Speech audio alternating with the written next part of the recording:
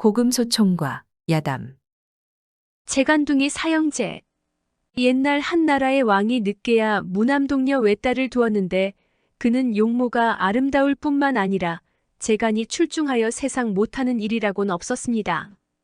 게다가 걸음 걷는 재간은 그 중에도 으뜸이라 하루에 500리길도 멀다 하지 않았습니다. 부왕은 그 딸을 불면 날아갈까 쥐면 꺼질까 하며 애지중지 길러 이팔청춘 꽃시절이 되었습니다. 부왕은 온 천하에서 딸과 같이 재간이 특출한 인재를 탐문해내서 부마로 삼고 나라의 후대를 이어가게 하자고 생각하였습니다. 그래서 방을 널리 내걸었습니다. 방이 천하에 통달되자 이렇다는 난객들이 궁중으로 구름 모이듯 모여들어 인산인해를 이루었습니다. 천하에 글 잘 쓰고 활 잘 쓰며 말 잘하는 재간둥이들은 제각기 공주가 내놓은 재간비김을 하였지만 누구 하나 그를 따를 만한 총각이 없었습니다. 이때 산골 안에서 땅 파먹고 살던 한 더벅 총각이 그 소문을 들었습니다. 이 산골 총각은 산 넘고 물 건너 다니는 걸음걸이 용마를 가히 따를 수 있었습니다. 그런 재간둥이가 서울을 찾아 떠났습니다.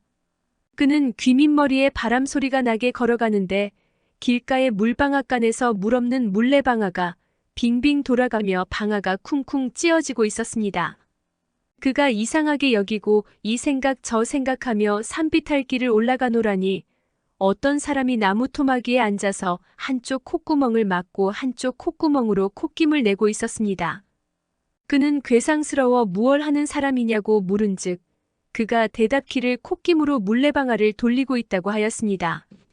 그제야 괴상야릇하게 여기던 사연을 알게 되었고 동시에 그의 재간도 이만저만이 아니라는 것을 알게 되어 서로 인사를 나누었습니다. 자기는 용마를 능가할 수 있는 걸음 걷는 재간이 있기에 서울 공주와 비김하러 가는 길이라 하였습니다. 그 역시 콧김 비김을 하러 가는 길이라 하면서 동무하자고 하였습니다. 그들 둘이 길동무가 되어 가는데 또 한 사람이 활을 만궁으로 벌리더니 높이 뜬 독수리를 겨누고 시위를 놓았습니다. 싱하는 소리를 내며 올라간 화살은 독수리 대가리에 박히고 독수리는 땅에 떨어졌습니다. 그를 본 이들은 생각하기를 그의 활재간도 여간이 아닌 것 같아서 그를 청하였습니다. 그는 말하기를 자기는 날짐승을 쏠 때 눈을 쏘아 맞춰 떨구어야지 다른 곳을 맞힌 것은 떨군 걸로 치지 않는다 하였습니다. 그도 청하니 역시 동감인지라 같이 가기로 해서 이제는 셋이 길을 걸어 한 산마루에 올라가 쉬고 있었습니다. 그들 셋이 서로 지나온 이야기를 하며 쉬고 있는데 웬 사람이 집채 같은 나무통을 지고 슬렁슬렁 걸어 올라와서 같이 쉬려고 하였습니다. 그들은 나무통을 지고 온 사람에게 그 통에 무엇을 담았느냐고 물었습니다. 그는 대답키를 술을 담았는데 술도가에 술이 적어서 조금밖에 못 지고 온다 하였습니다. 재간 있는 새 총각은 이도 자기네 못지않은 힘장사이니 같이 갈 수 있다고 생각하였습니다. 그래서 걸음 잘 걷는 총각이 인사를 걸었습니다. 이분이 콧김이 세고 저분은 활을 잘 쏘며 자기는 걸음을 잘 걷는다 하면서 같이 동행할 것을 청했습니다. 그 역시 쾌히 승낙하더니 큰 나무박에다 독한 소주를 찰랑찰랑 넘치게 쏟아놓고 하는 말이 우리가 여기서 이렇게 만나게 된 것도 천상연분인 것 같습니다. 그러하니 우리는 이 한 박의 술을 똑같이 나누어 마시고 이 술같이 깨끗하고 변치 않는 형제로 될 것을 결의합시다. 라고 하였습니다. 새 총각은 응낙하고 나이와 생일을 따져 걸음 잘 걷는 총각이 맞이가 되고 콧김 센 총각이 둘째가 됐으며 활 잘 쏘는 총각이 셋째이고 짐 잘 지는 총각이 넷째로 되어 천지신명께 맹세하는 절을 하고 그 한 나무박의 술을 순서대로 마시었습니다. 결의 형제 네 재간둥이는 맞이를 따라 걷고 또 걸어 그 나라의 공주를 찾아가서 방을 보고 내기비김을 왔다고 청했습니다. 대왕이 봄에 천하의 명인들이 와서도 비김에 다 지고 갔는데 그 하찮은 총각들이 무슨 재간이 있으랴 하였지만 방을 보고 왔다 하니 할 수 없이 비김할 것을 윤허하면서 비김에 진다면 키를 낮추겠노라 하였습니다. 그리고 비김을 냈는데 아침을 먹은 후 물동이 같은 나무통을 가지고 백리 밖에 가서 바위 틈으로 솟아나는 장생불로하는 약수를 길어오되 점심전으로 돌아오라는 것이었습니다. 비기는 날 아침 후 대왕은 비김토로 마련해 놓은 차일 속에 만조백관들에게 옹이 되어 앉아서 경주할 영지를 내렸습니다. 호화롭고도 산뜻하게 차린 공주는 만조백관 앞에 나섰습니다. 삼배수건을 질끈 동여맨 사형제패의 마지도 옆으로 나섰습니다. 이윽고 대왕의 령지를 받아 3번 징소리가 울리니 제각기 길을 떠났습니다. 차일 앞에서는 사면육각을 울리고 길 좌우에는 구경꾼들이 인산인해를 이루었습니다. 키다리 총각이 한시경이 되기도 전에 물을 담아지고 돌아오며 보니 공주는 겨우 물길러 가는 중이었습니다. 총각은 너무도 가소로워 좀 쉬려고 하였습니다. 그래서 잠깐 쉬어간다는 것이 그만 길가에 있는 차도를 베고 누워 잠이 들어버렸습니다. 그동안 물을 깃고 돌아오던 공주가 뒤따라와서 잠든 총각의 물통에 물을 쏟아버리고 지나갔습니다. 이때 맞이를 떠나보낸 셋째가 높은 산마루에 올라서서 비김지를 노려보고 있었는데 이 광경을 보니 일이 딱하게 되었습니다. 그래서 그는 활로 맞이가 베고 누운 차도를 겨누어 쏘았습니다. 맞이는 돌이 튀는 바람에 놀라 잠을 깼습니다.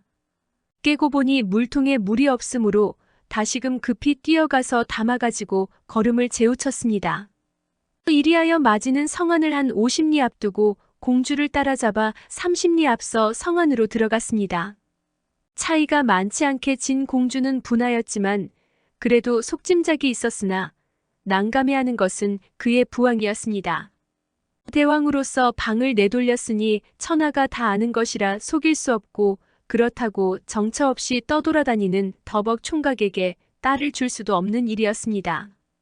공주를 준다는 것은 나라를 준다는 거나 다름없는 일이므로 부왕은 내 총각을 청하여 연회를 잘 베풀고 열리었습니다. 너의 재간으로 말하면 훌륭하다. 그러나 너 혼자의 재간으로 된 것이 아니라 둘의 재간을 합쳐서 이긴 것이니 부말을 삼을 수 없다. 그 대신 너희들이 짊어질 수 있을 만큼 금은보화를 줄 터이니 그걸 가지고 가서 잘 사는 것이 어떠냐? 라고 하였습니다.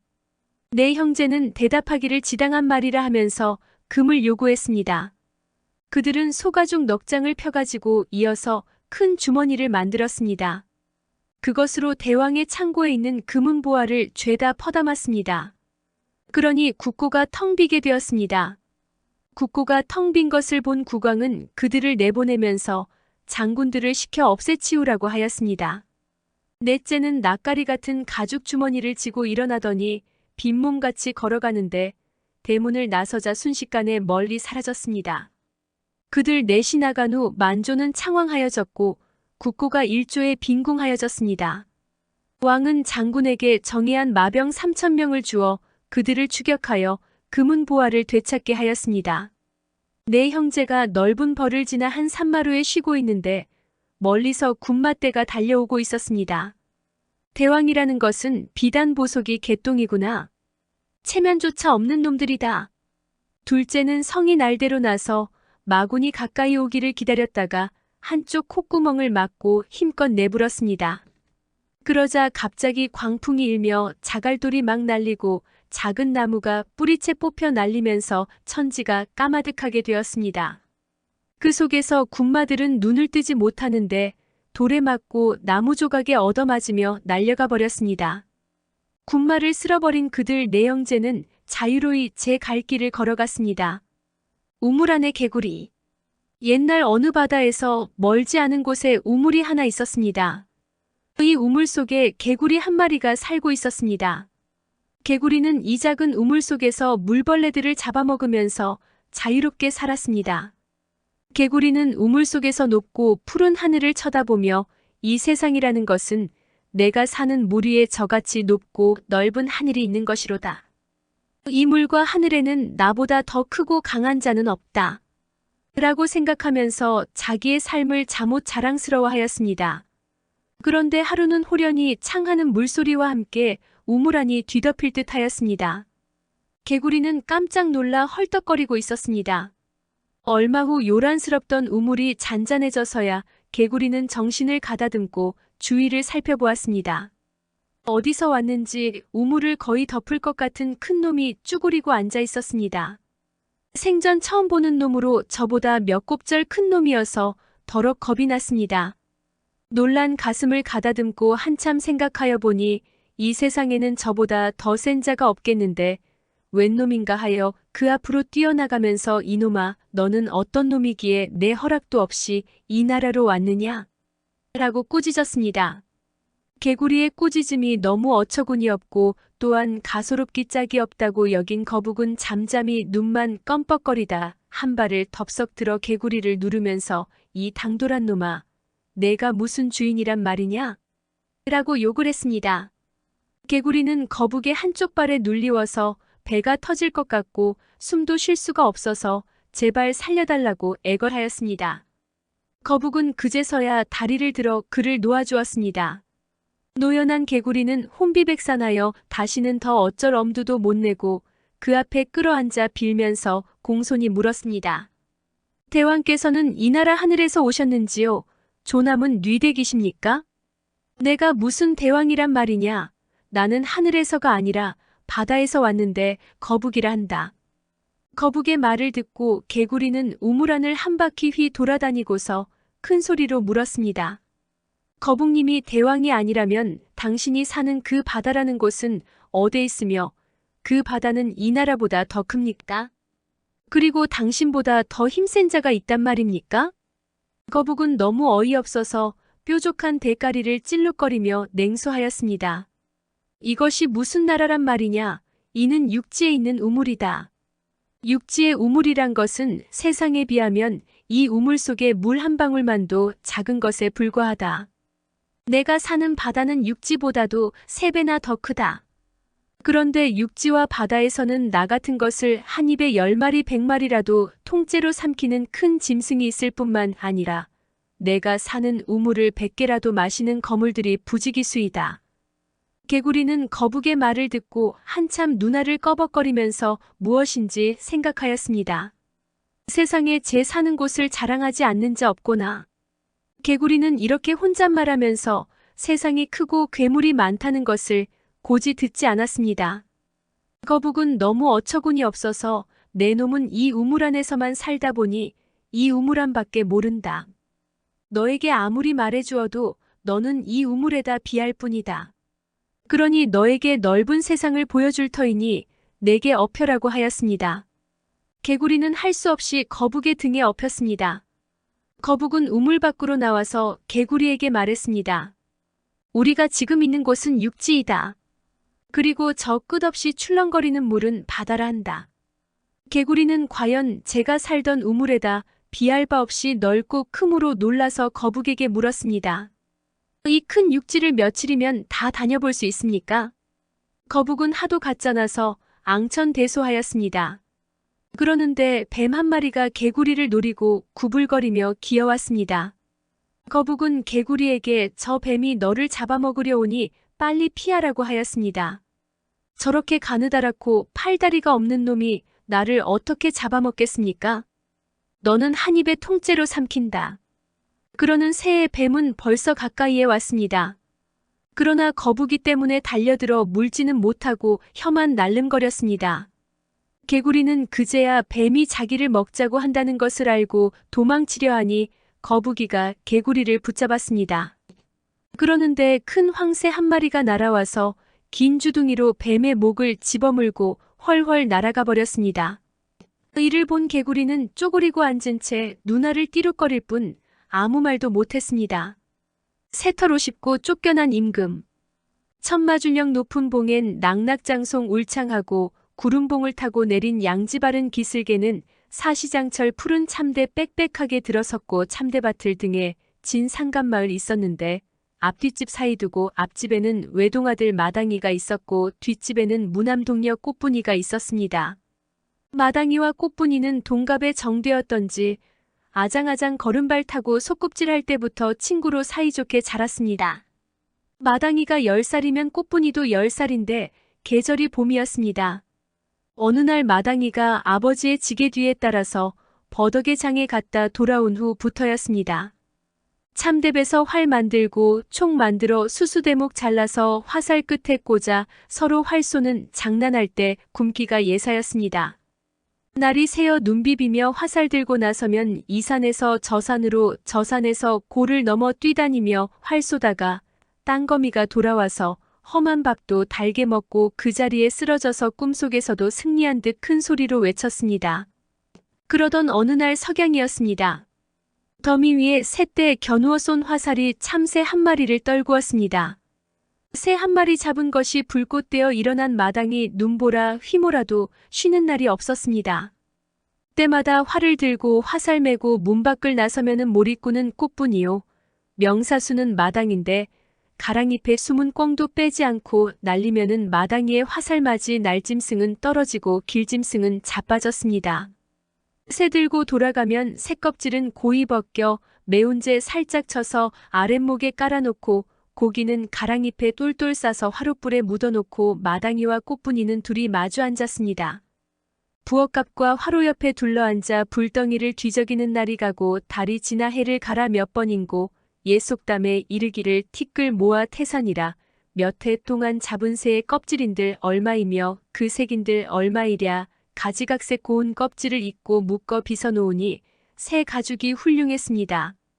꽃과 같은 꽃분이에 그지없이 고운 솜씨 정성 들여 다독다독 빚어낸 가죽으로 새털옷을 말라내어 곱게 지어서 마당에게 주었습니다.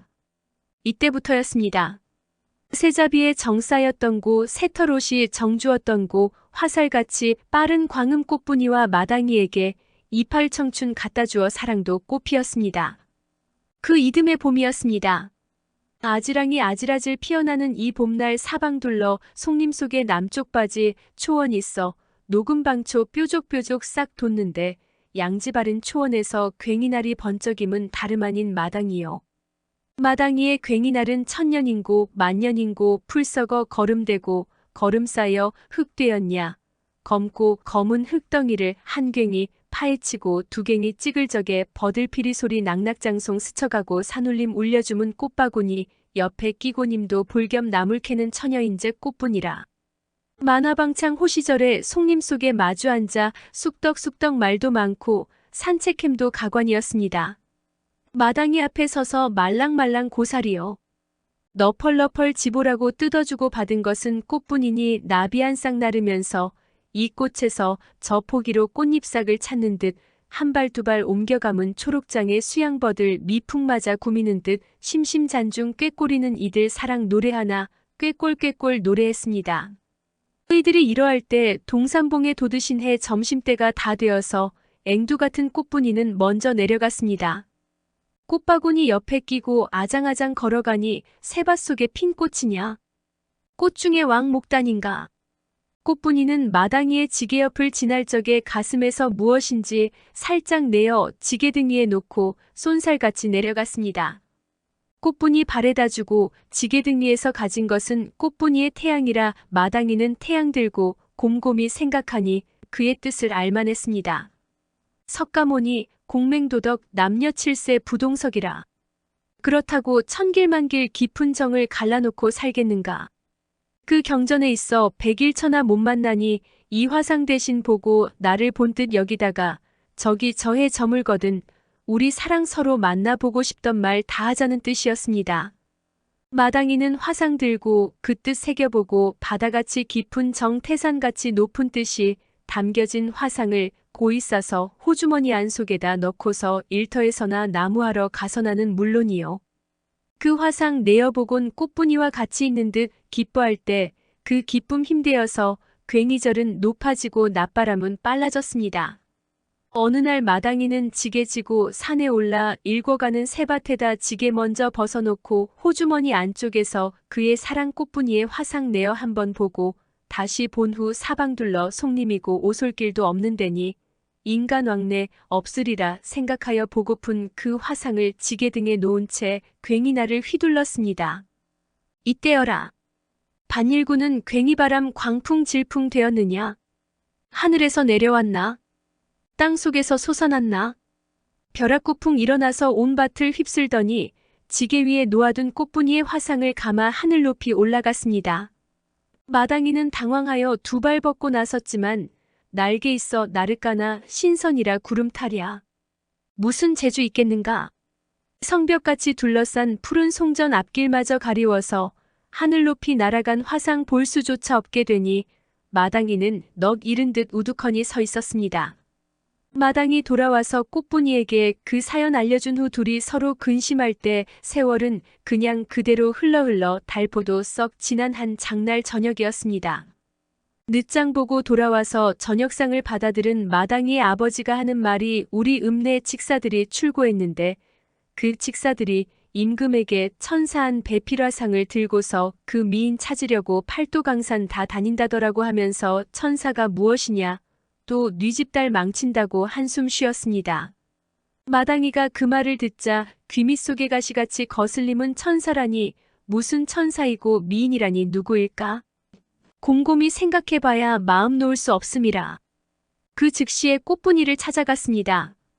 양반 아닌 마당이와 꽃분이의 부모들은 의논키를 앞뒷집에 살면서 서로 다 잘 알고 저희들도 다정하니 사돈 삼자 정해놓고 올해 농사 잘 지어서 해곡씩 걷어들여 감자떡에 술 빚어서 으뜸 가는 사위 삼고 천하일생 며느리 맞을 날 택일도 해논지라 저희끼리 쑥떡이면 모른 채 외면하며 기뻐한 지 한두 번이 아니었습니다. 멀지 않은 앞날에는 청송록죽 세워놓은데 청시롱실 늘여놓고 맞절하러 나설 그들 마주 앉아 하는 말이 하늘에서 하사했다는데 하늘 직사바람인가? 그 화상이 누구일까? 아무래도 심상찮아 가보기로 약정했습니다. 그 이튿날 이른 새벽 마당이는 신발 메고 관가에 달려가서 관가 앞에 세워놓은 광고판을 쳐다보매 어찌하니 놀랄 손인가. 그 화상이 틀림없이 그의 사랑 꽃분이의 태양이었습니다. 당황하여 되돌아와 꽃분이에게 알리고 양친들과 모여 앉아 모든 국리다 했으나 좋은 방책이 없었습니다. 하늘인들 믿을 소냐, 대감인들 믿을 소냐. 시로리만 치라도 믿을 길 있다는 건 임금의 직사들은 큰 길 없고 인촌 없는 이 산골엔 안 오리라 여기면서 나날을 보냈습니다. 이야기는 지난 날로 되돌아가겠습니다.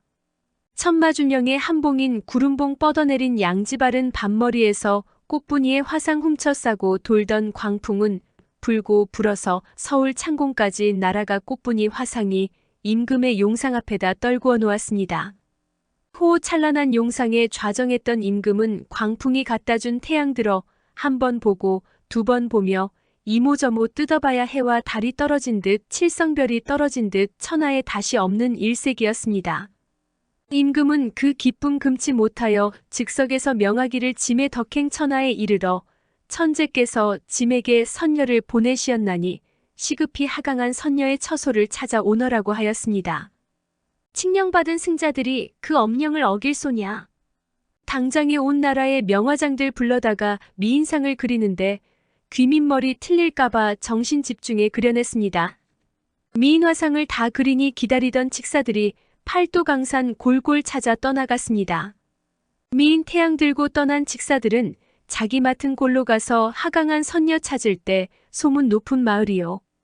명문이는 가문이라 빠짐없이 찾았으나 빚도 없고 자취 없이 허송세월 보내면서 정처 없이 다녔습니다. 이 골 저 골 온 천지를 홀딱 들춘 칙사는 마지막에 염탐키를 천마준령 내린 곳에 화전 농민 몇 호 있다 하였으나 천상에서 하사하신 임금의 배필이 어찌 화전민네 집에 있으라 하였지만 그렇다고 어찌 안 가보랴. 말탈길도 못 되어서 두 주먹을 틀어쥐고 험한 산을 잡아들어 오르고 올라 산간마을 찾아와서 둘러보니 산비탈에 귀틀집들이 산막같이 쪼그리고 앉았으니 높은 양반 낮은 양반 채면 어찌하고 누추한 집 들을 소며 주인장을 찾을 거냐. 가까스로 점잔 차려 되돌아가려다가 담뱃대나 피우자고 대문 없는 마당에서 여바라고 불렀습니다. 그 집인즉 꽃분이네 집이라 양반 아닌 꽃분이가 흔히 없는 낯선 말 듣고 내다보다 엉거주춤하고 섰는 칙사의 눈과 마주쳤습니다. 칙사는 주춤터니 되나가서 화상 한번 다시 보고 정의관 다시 한 후 주인장 계시나이까 찾는 것이었습니다. 꽃분이의 아버지 일수가 불길하냐? 천운이 이뿐이냐? 딸 둔 것이 죄이려나 할 수 없이 나가 통성명하고 딸 둔 사실과 앞집 총각 마당이와 백년가약 정했다고 전후 사실을 죄다 이야기하였습니다. 칙사들은 그 말 듣고 규수 만나보자 하여 꽃분이 불러내서 문 열고 나서니 온 고란에 채광이 이는 듯 그야말로 천하일색 손에 들은 그 화상과 분별하기 어려웠습니다. 꽃분이를 한번 보고 그 칙사들 멘봉당에 부복하여 소인들이 불민하여 이제와 아뢰나니 그 죄 죽고도 남음이 있나이다. 중전마마께서 소신들의 중죄 대사하시고 한시 바삐 상경하옵소서 하고 애걸하였습니다. 꽃분이는 그 말조차 모를 일이라 방 안으로 피신한 후 곰곰이 새겨가며 생각하니 일은 심상찮아 마당이를 찾아갔습니다. 그의 사랑 마당이와 의논했건만 무슨 묘책이 있으리요. 갈래야 길이 없고 건널래야 배가 없고 오를래야 날개 없는 실로 딱한 사정이었습니다. 그들 둘뿐이 아니라 앞뒷집 부모네들 다 모여서 피신할 궁리하였으나 나갈 길 찾지 못하는데 밖에는 한나라 임금의 칙사들이 노숙하며 지키었습니다. 밤새도록 부여잡고 천지신명이 무심하냐 우리 사랑 이뿐이냐. 세상만사 원망하며 한탄할 제 시각은 갈대로 가서 어제해 또 돋았습니다.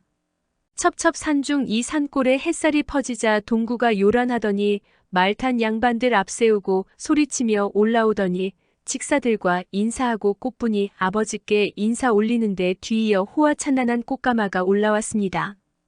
가마 타고 말 타고 문무양반 오더니만 꽃분이 어서 가자 재촉입니다. 재촉받은 꽃분이 생각하니 그 물가에서 마당이와 속삭임이 얼마였던고. 바다같이 깊은 사랑 마당이를 떨어져서 어디로 간단 말이냐. 눈앞이 캄캄하여 앞길이 보이지 않았습니다.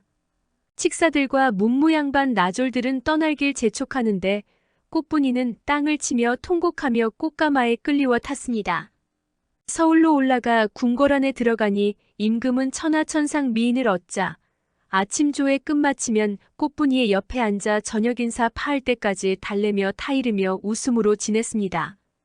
꽃분이는 할 일조차 없고 활기조차 없어지고 비수같이 새파랗고 얼음같이 차고 차서 손붙일 곳 없게 하는 꽃분이의 나날을 보내며 임금에게 근심 걱정 갖다 주었습니다.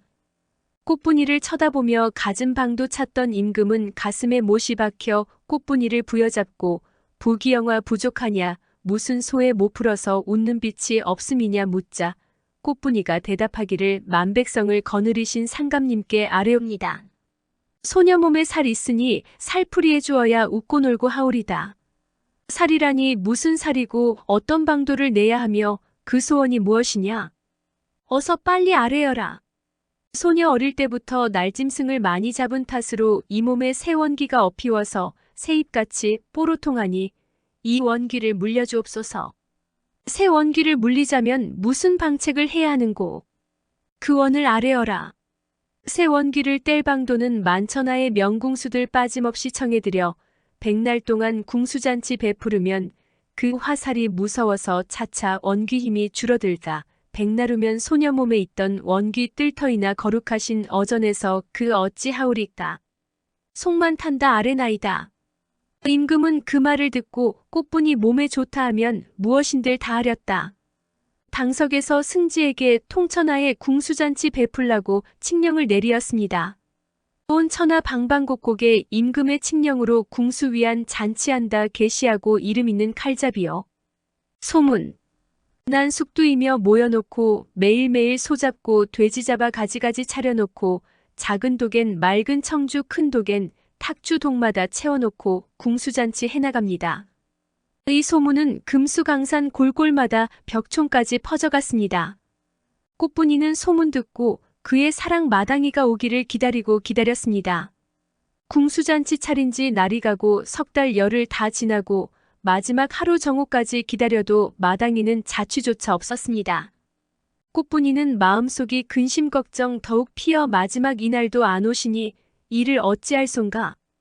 두매산골 벽촌이라 소식 몰라 안 오시나. 길이 멀어 못 오시나. 천지신명님 무심하여 우리 연분 이뿐인가. 하며 한탄하고 있을 때였습니다. 온종일 비치던 해가 서산봉에 걸렸는데 그 빛 받으면서 마지막 궁수가 들어오니 꽃잎 같은 붉은색과 생금 같은 누런색과 가지각색 새털로 옷 만들어 입은 궁수가 활개를 흔들면서 부산하게 들어왔습니다. 꽃분이는 그를 보자 구름 꼈던 얼굴에 무지개가 서는 듯 대성대소하였습니다. 임금은 꽃분이가 기뻐함을 보고 생각하건대 백날 동안 궁수잔치 베풀어 오늘 마지막 해도 다 갔으니 살기 풀리어서 그런다고 기뻐했습니다.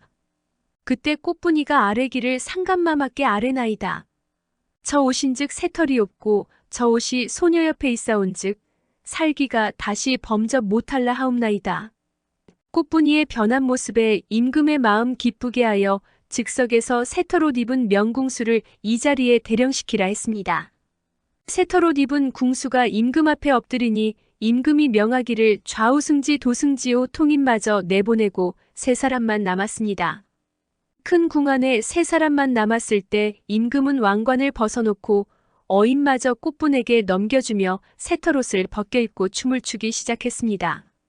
꽃분이는 새털옷 입고 춤추는 임금의 거동을 보고 맞장구를 치니 임금은 더욱 기뻐할 때였습니다. 꽃분이는 왕의 옷을 얼른 들어 마당이에게 입히고 어인마저 들려주고서 여봐라. 석 달 열흘 궁수잔치 오늘인즉 백날이요. 날도 같고 달도 차서 더 없는 귀물 새털옷도 보았기에 내 몸에 엎이었던 살귀신도 풀렸으니 이 시각을 어기지 말고 어떤 궁수할 것 없이 당장 어전에서 내보내라고 호령하였습니다. 새털옷을 입고 춤을 추던 임금은 즉석에서 사령들에게 붙들려서 쫓겨나게 되었습니다. 임금은 새털옷을 입은 채 호통을 치니 무슨 소용이 있으라. 평소에 엎드려서 고개 들지 못한 사령들은 임금 얼굴을 알리엎고 중전마마 거룩하게 좌정하고 엄명하는데 칙령을 거부할 소냐. 육모방망이 휘둘러 끌어내니 무슨 계책이 있으리요. 방망이에 얻어맞고 끌리어 나갔습니다. 궁궐에서 쫓겨난 새털옷 입은 구임금은 이 집 저 집 문전에 찾아가 하소연하였으나 누가 그 말을 들으리요. 미친놈이 발광한다 쫓아내며 밥술마저 주지 않았습니다. 쫓겨난 구임금은 옛날 생각 하소연하다 병들어 죽었습니다. 구임금이 죽은 후 그 넋이 인간 세상에 재생하였으나 인도 재생 못하고 날짐승으로 태어났습니다. 구임금은 제 살던 옛 세상 잊지 못해서 앙콜한 주둥이와 독스러운 눈깔로 새 세상을 노려보다 백성들 없는 틈 타서 병아리를 채가려고 덮치었습니다. 그럴 때마다 천마산의 명궁수요. 집 지키는 주인공인 마당이의 화살이 무서워서 달아났습니다. 구임금은 쫓겨나고 새 임금이 좌정한 후였습니다. 새 임금과 중전마마 대연 베풀어 100년가량 맺은 후 어진 마음 고운 솜씨한데 합쳐 국사를 돌보시니 나라에선 선치하고 만 백성은 떠받들어 온 나라의 경사이라 간 곳마다 웃음으로 태평세월 누리웠습니다. 혹 달린 두 늙은이. 옛날 한 곳에 아래 윗마을이 있었는데 이 두 마을에는 각기 늙은이가 한 분씩 있었습니다. 그 두 늙은이는 같은 것이 세 가지 있었고 같지 않은 것이 한 가지 있었습니다. 같다는 것은 첫째로 나이 정동갑이요.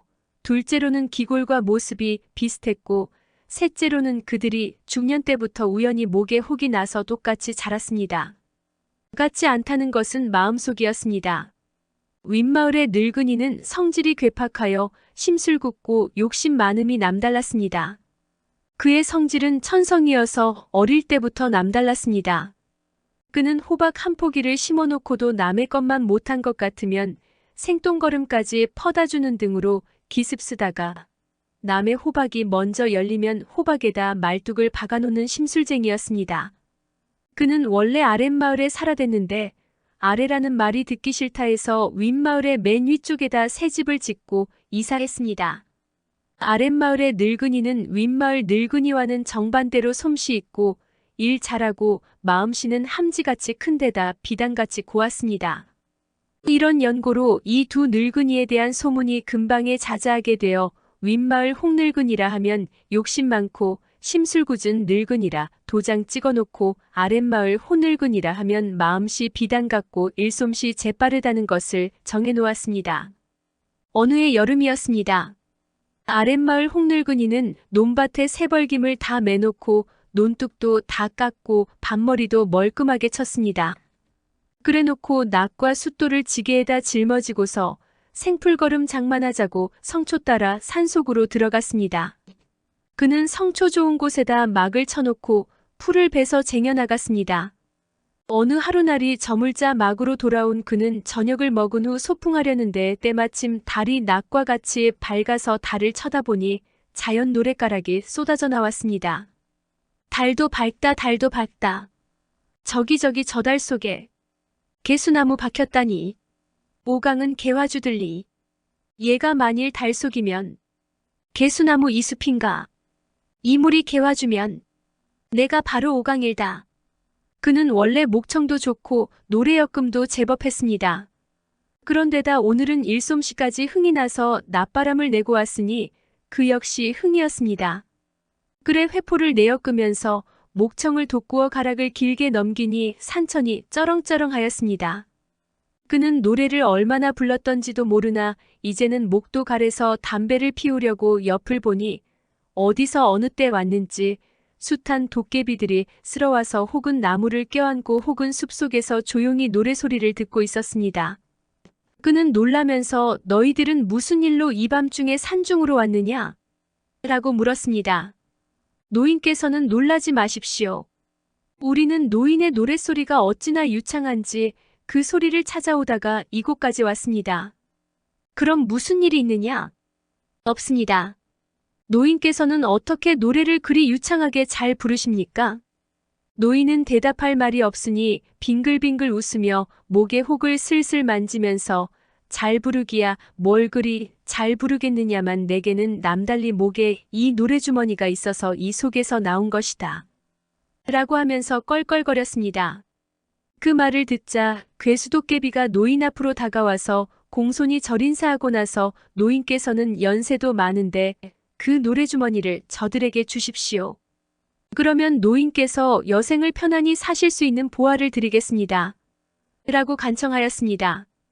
그놈의 말을 들은 노인은 너무도 어처구니 없는 말이라 그저 껄껄거리고 웃어댔습니다.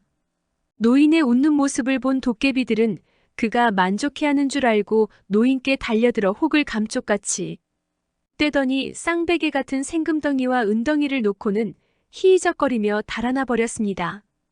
이튿날 노인은 거뿐한 몸으로 또 풀을 베놓자 저녁때가 되어 생금덩이와 은덩이를 지게에다 짊어지고 집으로 돌아왔습니다. 아랫마을 사람들은 그를 만나자 이상스러워서 혹을 어떻게 뗐느냐고 물었습니다. 그 노인은 혹을 떼게 된 전후 사연을 죄다 이야기하였습니다. 발없는 말이 천리 가는데 아래 윗마을의 일이야 오래 갈 리 없었습니다. 그 소식을 들은 윗마을의 홍늙은이는 밤중에 뛰어내려와서 그 사연을 곰곰이 캐고 물었습니다. 아랫마을 노인은 자초지종을 죄다 이야기하여 주었습니다. 욕심 많은 홍늙은이는 그날 밤이 새기를 기다렸다가 아랫마을의 홍늙은이와 똑같은 차림새로 하고서 그 산속으로 들어갔습니다. 그는 청초를 베지도 않고 그냥 날 저물기를 기다렸습니다. 여름에 긴기내가 다 가자 그는 달 밝은 데에 나앉아서 우정훅을 내밀면서 목청껏 노래를 불렀습니다. 얼마 동안 부르자 과연 도깨비들이 모여왔습니다. 욕심 많은 홍늙은이는 곁눈으로 그들을 보자 대단히 기뻐하며 노래를 부르면서 생금덩이를 찾으려고 흘금거렸습니다.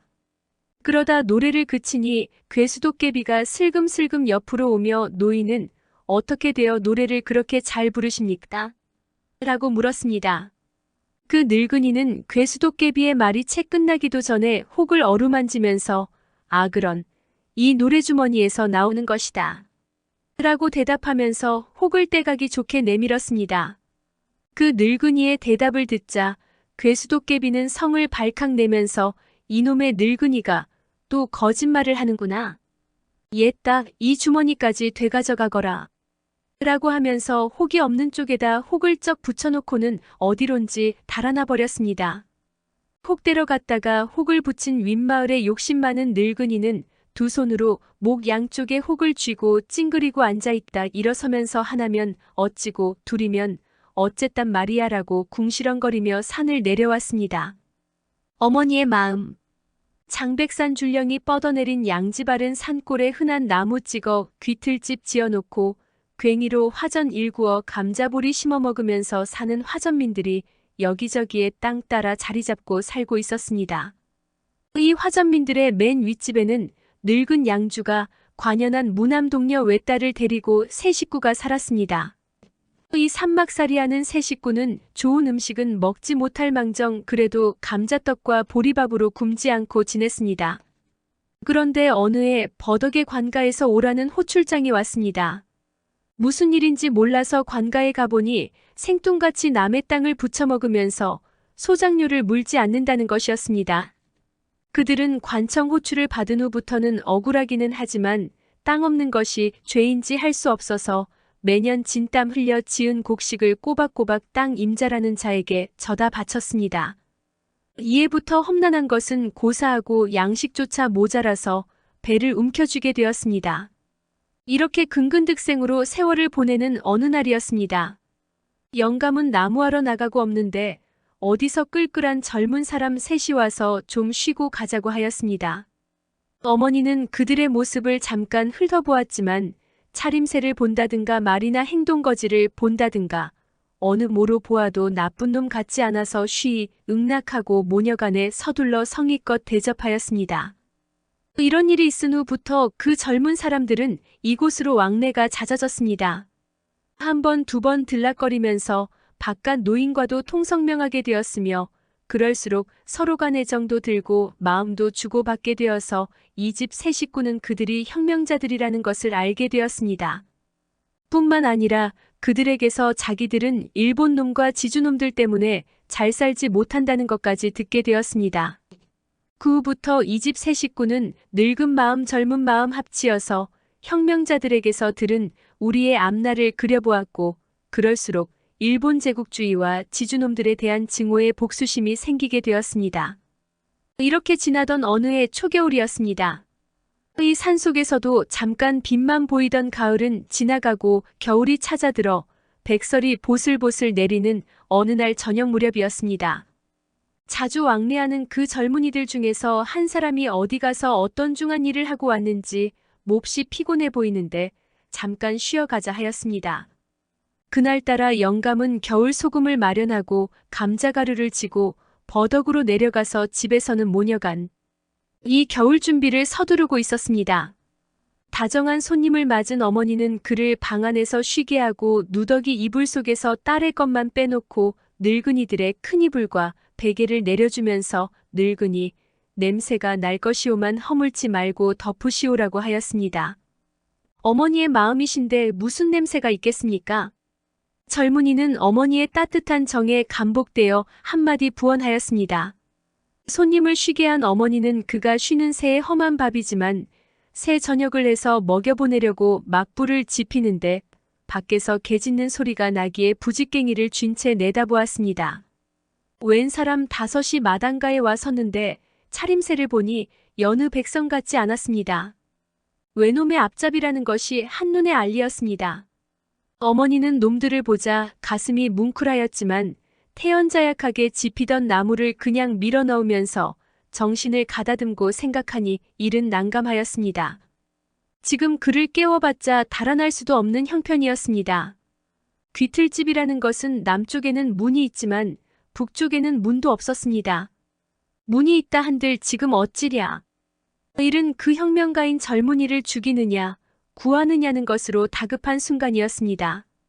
이때 어머니는 호랑이가 물어가도 정신을 차려야 하고 하늘이 무너져도 살아날 구멍이 있다는 듯 당황한 정신을 가다듬고 태연스럽게 정지문을 열고 개를 쫓는 척하였습니다.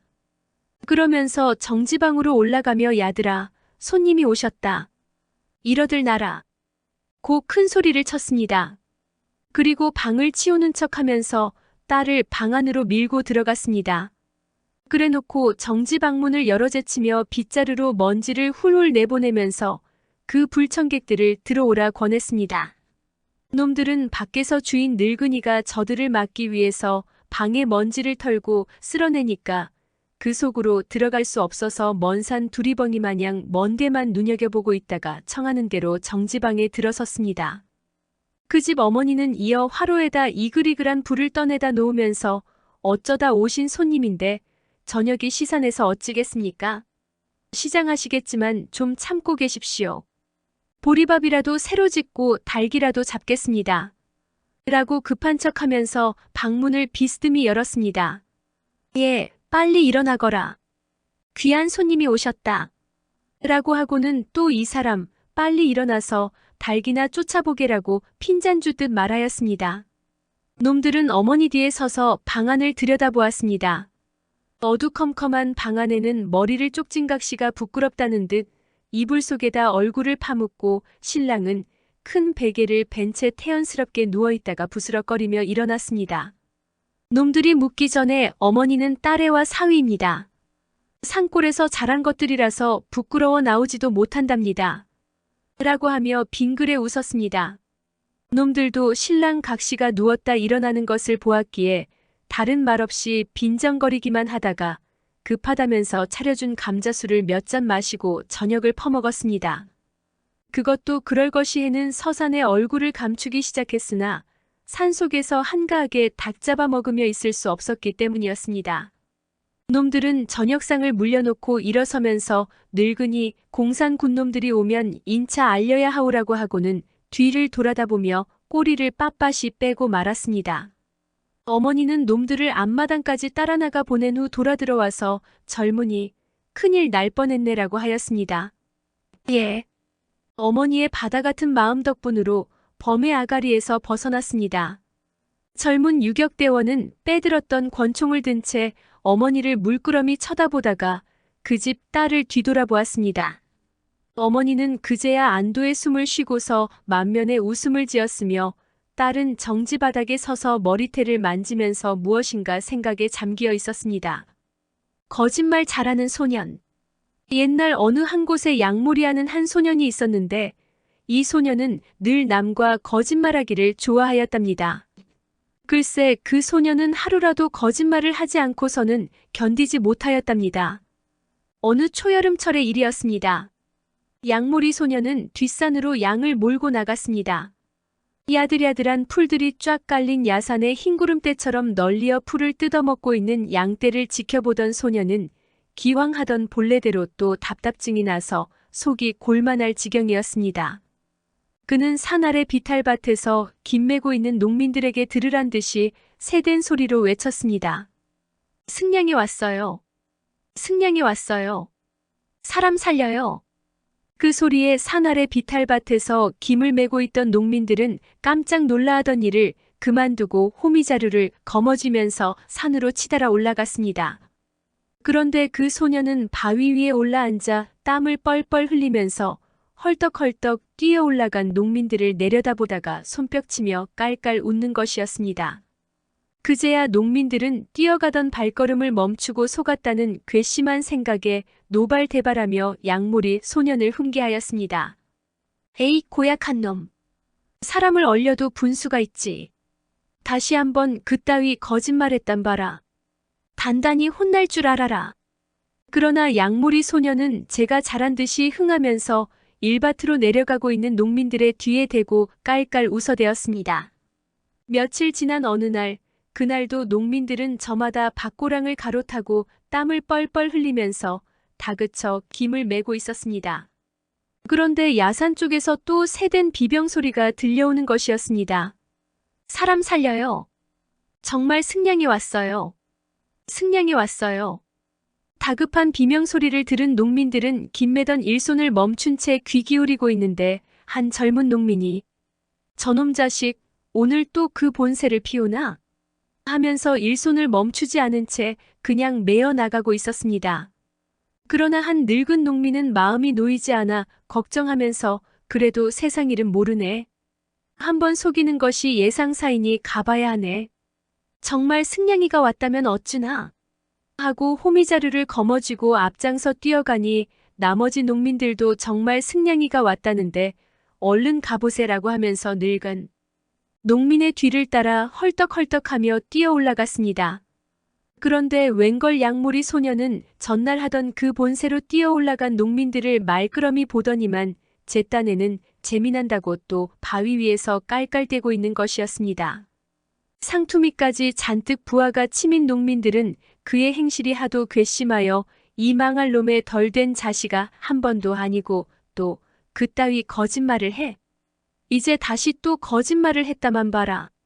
정강이를 뚝 꺾어 놓을 테다라고 하며 호미진 팔을 들어 연신 상아떼질하였습니다. 괘씸한 생각 같아서는 당장 호미자루로 단단히 혼살을 내주고 싶었지만 다들 자식을 키우는 어미들 마음이라 꾹 참고 일밭으로 내려가고 말았습니다. 내 말이 옳지 않은가 봐요. 덜된 놈의 자식한테 속다 보니 일손만 미쳤지요 라고 투덜거렸습니다. 이런 일이 있은 바로 그 이튿날이었습니다. 하늘이 잔뜩 찌푸린 흐린 날씨라 농민들은 금방 비가 올 듯하여 연신 하늘을 쳐다보면서 매던 고랑이나 얼른 끝내량으로 부지런히 일손을 다그치고 있었습니다. 그런데 또 야산에서 갑작스레 비명소리가 들려왔습니다. 승냥이 왔어요. 사람, 살려요. 사람, 살려요.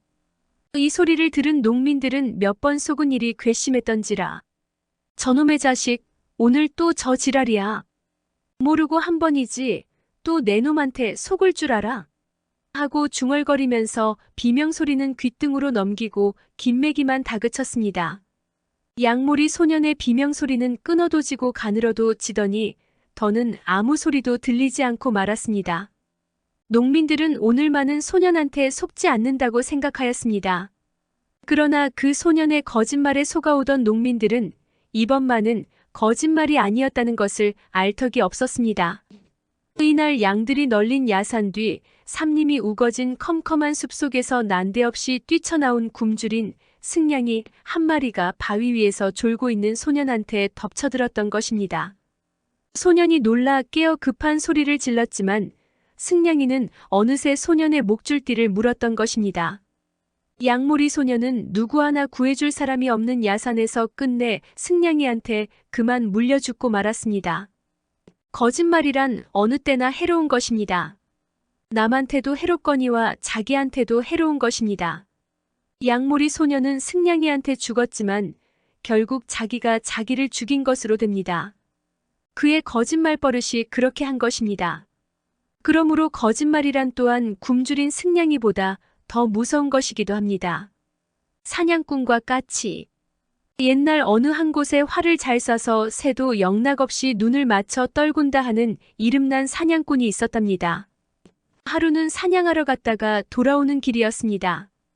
강원덕 오솔길을 걸어오는데 갑자기 자지러지게 울어대는 까치의 울음소리가 들려왔습니다. 발걸음을 멈춘 사냥꾼은 이 소리나는 쪽을 자세히 살펴보니 강둑에 서 있는 높은 나무 위에서 어미까치 2마리가 깍깍거리며 무엇인가 막 쪼아대고 있는 것이었습니다.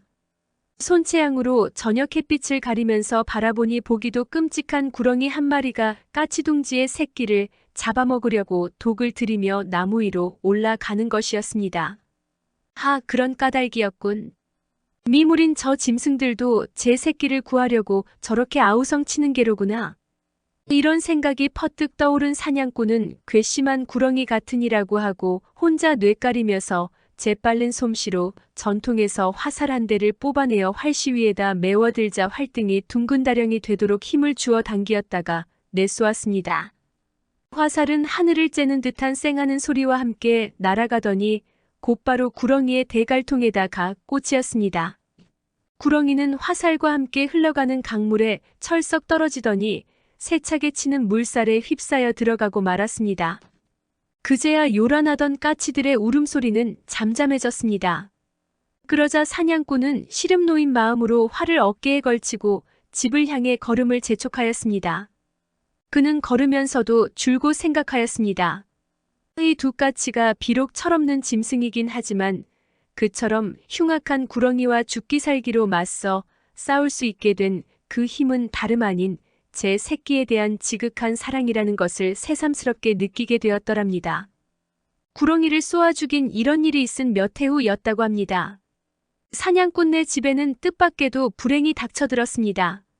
그날 사냥꾼네 집에서는 민물고기를 사다가 생선국을 끓였는데 생선의 중간 토막을 뜬 국사발은 사냥꾼의 밥상에 놓였고 생선 대가리는 아들의 국사발에 담겨져 있었습니다. 사냥꾼의 아들은 어느 때나 물고기를 먹을 때면 이리 뒤적저리 뒤적수저로 뒤적이면서 뼈들의 생긴 모양을 깐깐히 캐어보고 나서야 먹곤 하였답니다. 이날에도 아버지가 상을 물릴 때까지 그냥 고기 대가리를 뒤적이고 있던 아들이 갑자기 아버지, 물고기 대가리에 활촉이 있어요라고 외쳤습니다. 고기 대가리에 활촉이 있다는 아들의 외침에 아버지는 신기한 생각이 들어 아들의 젓가락 끝에서 그 활촉을 받아들고 등불 아래에 가서 이모저모 자세히 살펴보았습니다. 웬 참 신기한 일도 있지. 어떻게 되어 생각지도 않은 물고기 대가리에 내 활촉이 꽂혔을까? 라고 중얼거리면서 곰곰이 생각한 끝에야오. 그렇지 하고 몇 해 전에 있은 일을 어슴풀에 생각하게 되었습니다. 그러고 보니 이 활촉은 다름 아닌 까치둥지로 올라가던 그 구렁이의 대가리에 박혔던 자기의 활촉이 분명하였습니다. 그런즉 내가 방금 먹은 것은 생선국이 아니라 물고리로 환생한 구렁이국이었군. 이미 다 먹은 후야 할 수 없지만 아무도 그 국에다 숟가락도 대지 말아야 하오라고 집안 식구들한테 타이르던 사냥꾼은 불시에 구역질이 나서 밖으로 뛰어나가더니 토하기 시작하였습니다. 열물이 나올 때까지 토하고 토했으나 구역질은 좀채 멎지 않아 장밤을 계속 토하고 토했습니다. 이런 일로 하여 드러눕게 된 사냥꾼의 온몸은 차츰 부어오르기 시작하였습니다. 의사를 불러다 보이니 구렁이의 독이 이미 온몸에 다 퍼졌다는 것이었습니다. 부은 몸은 물이 차서 숨을 쉬기조차 어려울 지경이라 날이 갈수록 병자의 고통은 더 심해만 가는데 좋다는 약은 다 써봤지만 모두 허실이었습니다. 백약을 쓰노라니 모셔온 의사인들 그 얼마이랴만 의사마다 하는 말이 더는 희망이 없다면서 도리질하는 형편이다 보니 병은 때가 지나 오늘 내일을 다투게 되는 위험한 고비에 이르렀답니다. 그런데 세상에는 참 묘한 일도 있었더랍니다.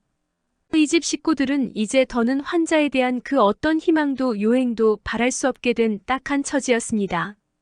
미리 상수감까지 다 마련해 놓고 다만 운명하는 시간을 기다리던 그 어느 날의 일이었다고 합니다. 환자가 누워있는 사랑채 문 밖에 갑자기 무리까치들이 울어대는 요란한 소리가 들려왔습니다. 예로부터 아침에 울면 그날 기쁜 일이 있다고 하지 않습니까? 그런데 이런 딱한 환자가 있는 이 집 처지에서는 오히려 불길한 징조라고만 생각되어 마치 까마귀를 쫓기라도 하듯이 허이허이하고 까치를 쫓았습니다. 그러나 까치들은 달아나기는커녕 되려 사랑채의 문어귀에 더 몰려들어 그냥 울어대는 것이었답니다. 환자는 괴로운 가운데도 무슨 생각이 들었던지 맥없는 팔을 쳐들어 제지하며 겨우 말했습니다. 저 철없는 짐승일지라도 아마 까닭이 있어서 저럴 것이니 쫓지 말고 창문을 열어놓소. 이리하여 끝에 앉아있던 사람들도 환자의 소원이라고 생각하면서 쌍미다지 창문을 활짝 열어놓았습니다. 문 밖에서 울어대던 까치들은 무리지어 일시에 날개를 퍼덕이면서 환자한테로 날아들더니 저마다 그 부리로 환자의 퉁퉁 부어난 온몸을 어디라 할 것 없이 쪼아대기 시작하였습니다. 이 뜻밖의 봉변에 깜짝 놀란 방 안의 사람들은 환자를 염려하여 까치무리를 몰아내려고 하는데 참 이상도 하지요. 환자는 되려 아파하기는커녕 쪼아놓은 자리마다 툭툭 터지며 동물이 흘러나와 시원하다고 하는 것이었습니다. 까맣게 모여든 까치들이 저마다 그 부리로 쪼아대니 환자의 일시는 그만 상처투성이가 되었고 상처에서 흘러내리는 동물의 요자리는 질펀하게 되었습니다. 그렇지만 환자는 고통이 덜하는지 신음소리도 없어지고 차츰 온몸에 부은 기운도 내리기 시작하는 것이었습니다. 그러자 정신도 차츰 맑아지고 눈전기도 돌기 시작하였습니다. 얼마 동안이나 쪼았던지 까치들은 기진맥진하여 하나하나 문 밖으로 비틀거리며 나가더니만 동물을 토하면서 쓰러지기 시작하던 것이 나중에는 온 마당에 다 쓰러지고 말았습니다. 이 무리까치들은 환자의 동물에 중독되어 다 죽고 만 것입니다. 환자 한 사람은 죽음의 고비에서 이렇게 살아나게 되었으나 그 많은 무리까치들은 한 환자를 구하기 위해 이처럼 죽고 말았습니다. 까치들의 구원을 받아 구사일생으로 소생하게 된 사냥꾼은 새끼까치를 위하는 어미까치의 지극한 사랑에 대해 다시금 생각하게 되었더랍니다. 화살에 맞아 죽은 구렁이는 그처럼 원수를 갚기 위해 죽은 다음에도 물고기로 다시 환생하여서까지 자기를 해치려고 하였지만 그와는 반대로 어미까치의 사랑은 제 새끼를 죽음의 위험에서 구해준 사냥꾼의 은혜를 갚기 위해 하나의 생명도 아닌 무리까치의 목숨을 다 바쳐가면서까지 그 은혜에 보답할 수 있는 큰 힘으로 되었다는 것을 다시금 느끼게 된 것입니다. 병을 털고 일어난 사냥꾼은 참 저 까치들이야말로 철없는 짐승이기는 하지만 사람의 못지않은 영물이로다 하고 감탄하면서 죽은 까치들을 한 대 모아 매장해 준 다음 전통에서 화살 한 대를 뽑아내어 까치의 무덤 앞에 꽂아놓고 어미까치 사랑을 후손들에게까지 두고두고 이야기하여 왔다 합니다.